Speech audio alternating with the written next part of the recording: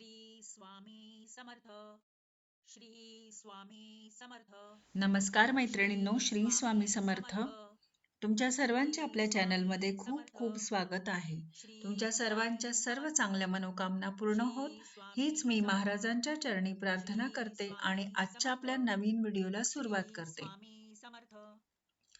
तर आजच्या आपल्या नवीन व्हिडिओचा विषय असा आहे की घरामध्ये आपण ज्या पूजेशी संबंधित काही आपले खास नियम असतात आणि ते आपण यानुसार घरातील मंदिराजवळ काही वस्तू आपल्याला ठेवू नयेत आणि त्या ठेवल्याने घरात नकारात्मक ऊर्जा येत असते.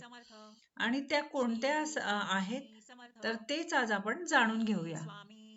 वास्तुशास्त्रामध्ये घरातील प्रत्येक स्थानाला विशेष महत्त्व देण्यात आले आहे आणि त्यामध्ये विशेषतः घरातील आपले मंदिर हे वास्तुशास्त्रात खूप महत्त्वाचे मानले जाते. देवघरातून सर्वाधिक सकारात्मक ऊर्जा बाहेर पडत असते आणि याच्या प्रभावामुळे घरातील सदस्यांचा आशीर्वाद मिळतो. त्याचवेळी पूजा कक्षाशी आणि त्याचवेळी आपल्या अशा वेळी आपल्या देवघरातील संबंधित काही चुका नकारात्मक ऊर्जेमध्येही बदलतात. असे मानले जाते की देवघराजवळ काही वस्तू ठेवल्याने घरात नकारात्मक ऊर्जा येत असते आणि त्यांना घराबाहेर काढून दिले पाहिजे. तर देवघराशी संबंधित वास्तूचे नियम आपण पाहूया. घरातील देवघराभोवती पूर्वजांचे कधीही फोटो लावू नयेत. घराच्या मंदिराजवळ पूर्वजांचे फोटो लावणे अशुभ असते असे मानतात. या ठिकाणी पूर्वजांचे फोटो लावणे हा देवाचा अपमान मानला जातो. जर तुम्ही तुमच्या घराच्या मंदिराजवळ तुमच्या पूर्वजांचा फोटो लावला असेल तर तो काढून टाका. पूर्वजांची फोटो हे नेहमी दक्षिण दिशेला लावायची असतात. त्याशिवाय आपली जी फाटलेली जुनी धार्मिक पुस्तके असतील ती आपल्याला देवघरात ठेवायची नसते. त्यामुळे घरात नकारात्मक ऊर्जा वाढू लागते आणि त्याशिवाय जी सुकलेली फुलं असतात तर ती देखील आपल्याला देवघरात ठेवायची नसतात.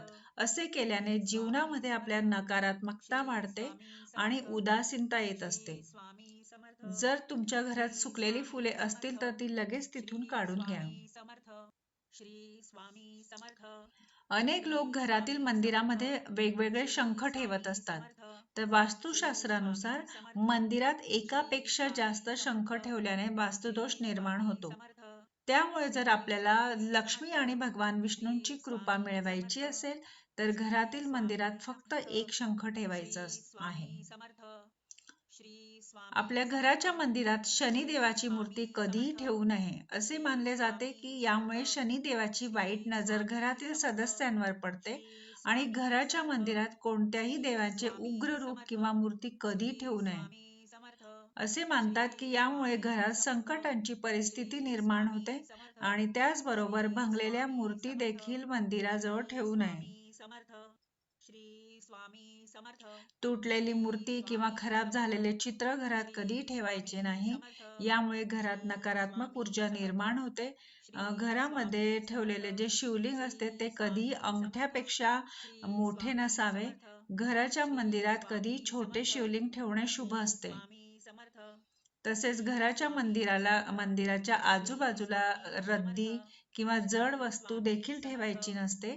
मंदिरात फक्त देवाच्या मूर्ती आणि चित्र योग्य स्थितीत ठेवायची असतात. आणि मंदिरामध्ये पूजेच्या वेळी आपण जे अर्पण केलेले पूजेचे साहित्य आहे जसे फूल किंवा मिठाई, अगरबत्तीची राख कधी तिथे गोळा करू नये.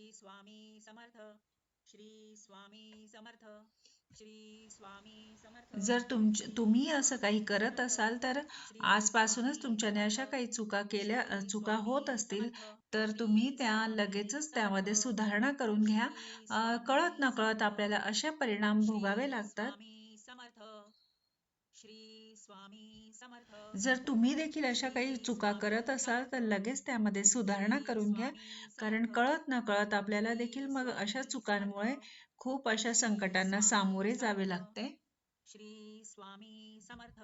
आणि आणि आजचा हा व्हिडिओ सगळ्यांपर्यंत नक्की शेअर करा, म्हणजे ज्याच्यानेही या कळत नकळत अशा चुका होत असतील तर त्यांच्या आयुष्यामध्ये देखील खूप चांगले, मग त्यामध्ये बदल होऊन चांगले बदल घडून त्यांचे देखील आयुष्य चांगले होईल. श्री स्वामी समर्थ. आणि लहानशा माहितीसोबत आजचा व्हिडिओ इथंच थांबवते. झालेली सेवा महाराजांच्या चरणी रुजू करते. पुन्हा भेटूया अशा नवीन छानशा माहितीसोबत. तोपर्यंत सर्वांना बाय आणि श्री स्वामी समर्थ. श्री स्वामी समर्थ. श्री स्वामी समर्थ. श्री स्वामी